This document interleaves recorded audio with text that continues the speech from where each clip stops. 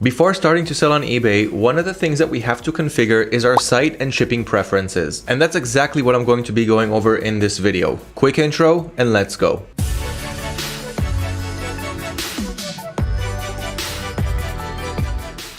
Okay, so here's how to set up our eBay site and shipping preferences.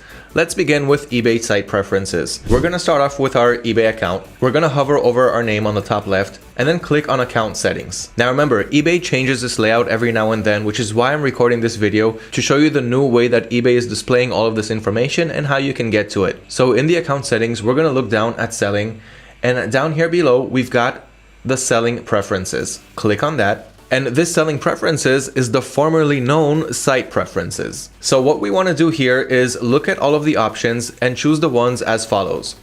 For automating feedback, you don't have to have this feature enabled because AutoDS can also automate the feedback for you. So you can leave that as is. And the first thing that we want to touch here is the return preferences. So on the right side, click on edit. And here we are creating return rules. And the reason that you want to do this is because if you don't do it, then when a buyer opens up a return and eBay sees that the item is under its return policy window, for example, if you gave your buyer a 30-day return window and the buyer opened a return request after 15 days, eBay sees that the buyer is eligible for a return according to your business policies, and they will automatically accept the return and most likely not even give you a chance to upload your own return label, which will set you back a few bucks, and that is really not needed, especially when your supplier is giving you free returns. And so to avoid all of this from happening, all that you need to do is scroll down on this screen and turn on the RMA number. Once you have it on, or the checkbox checked in, then you're telling eBay, give me the option to add an RMA, which stands for return authorization number, which is your own return label, to each return label. So once you have this option enabled,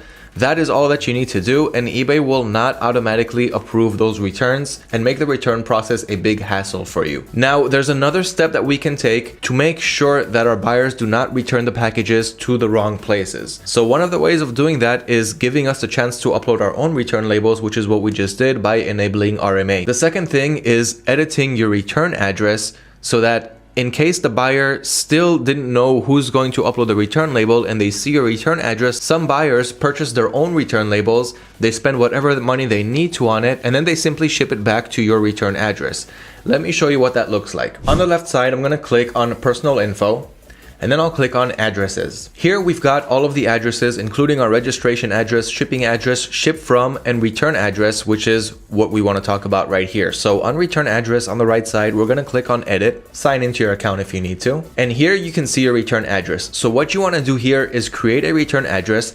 And let me click on edit so that you can see all the fields. Now this should be your return address. The name should be, please do not send to this address, seller will provide a return label. Now you can also write that in the street address, but in this case, I added Hip Shipper's return address, and I will talk about them in just about a minute. In the phone number, you can include your own phone number. In this case, I added Hip Shipper's phone number, and once again, I will explain why soon. So the main thing is in the addresses, you want to write down, do not send to this address. So if the buyer even thinks about returning it to your return address, they will see this message and they will wait for you to upload a return label, which you will be eligible to do once you enable those RMA options that I just showed you. So that's regarding the addresses and how to set the return preferences on your selling preferences. Next, we're going to scroll down to multi-quantity listings, and here where it says listings stay active when you're out of stock, we want to make sure that that is enabled. And the reason for that is once a product goes out of stock on your supplier's website, and then AutoDS will also bring it out of stock on your eBay store, then eBay can simply delete all of the listings history. So if you sold this product a few times and it goes out of stock, eBay will simply delete its selling history and you will start again from 0 sales. And this is not something that you want when you're dropshipping on eBay. And that is because the more sales that you have, the more the listing is going to be advanced higher and higher and ranked better on eBay's search engine. So we want to have as many sales history as we can on every listing, and this is how you're going to do it. When you have this option enabled, then even when the item goes out of stock, eBay will keep all of its selling history, and as soon as it comes back in stock on your supplier's website and AutoDS brings it back in stock on your eBay store, the item will simply be back in stock with all of its selling history, and it will rank accordingly on eBay's search engine, which will bring you more traffic, more views, and more sales to your listing. So make sure that the listings stay active even when they're out of stock. You can also enable buyers can see exactly how many items are left, because if you're only selling a quantity of one, and AutoDS will always bring that one unit back in stock once the product sells. It'll go down to 0 and it'll go back up to 1 again. And then the buyer will always see a message, the seller only has one item left, which can create a rush for them to go ahead and purchase before you run out of stock. So we're going to leave that option enabled. So that's basically everything that we have to do under selling preferences.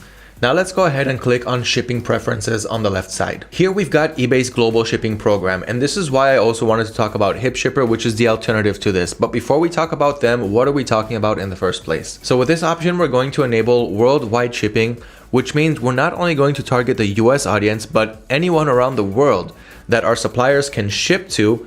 We're also going to target those countries and make sure that they also see our listings, which will once again bring us more traffic and more sales, which ultimately means more profit for our dropshipping business. Now, in order to enable worldwide shipping, we have two options for that. One is eBay's global shipping program, which is what we're seeing right here under shipping settings. As you can see here, the shipping program, we're not enrolled in the shipping program yet. So what we can do here is click on edit and click on start now to start configuring the settings to enroll in eBay's global shipping program. Now, what this means basically, when you enable this, then eBay will create an international shipping policy for your listings, and then anyone will be able to buy your product from around the world. So for example, someone from Australia will buy your product. And now instead of you purchasing the product from your supplier's website and shipping it directly to your buyer in Australia, you're going to ship it to eBay's warehouse in the US, their GSP warehouse, and from there, they're going to ship it to your buyer. That's how it works with eBay's GSP program. And you have a similar option using HipShipper. So HipShipper is a different company that does the same thing as eBay's GSP program. And in many cases, their shipping prices can also be cheaper than eBay's GSP. So the way it works here is once you get an order, you pretty much do the same thing as eBay's GSP. You send the order to HipShipper's warehouse, and from there, HipShipper will send it to your buyer. The process is pretty much automated, and it doesn't cost any money to enroll in HipShipper's international shipping program.